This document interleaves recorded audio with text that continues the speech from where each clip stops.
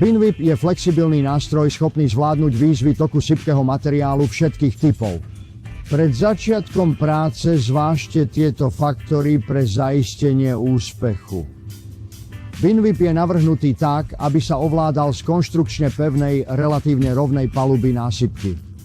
To si vyžaduje prístupový otvor s rozmermi najmenej 14x14 palcov a môže mať okrúhly, štvorcový alebo obdĺžnikový tvar.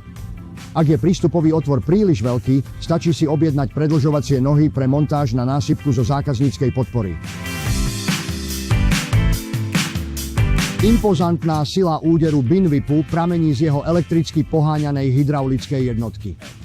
Táto jednotka vyžaduje trojfázové elektrické pripojenie a najlepší spôsob, ako zaistiť jej správne zapojenie, je s pomocou licencovaného elektrikára.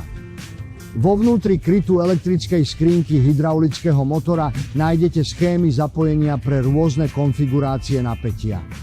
Technický manuál obsahuje ďalšie schémy a pokyny, vrátane toho, ako potvrdiť, že čerpadlový motor rotuje správnym smerom.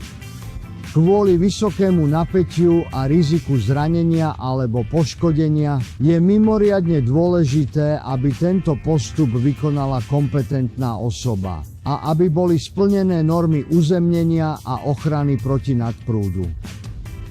Ak máte otázky k napájaniu systému, kontaktujte Numat. Pred vykonaním akejkoľvek práce sa uistite, že rozumiete jedinečným bezpečnostným rizikám a postupom pre dané pracovisko. Pred naložením skontrolujte palubu násypky kvôli poškodeniu alebo slabosti.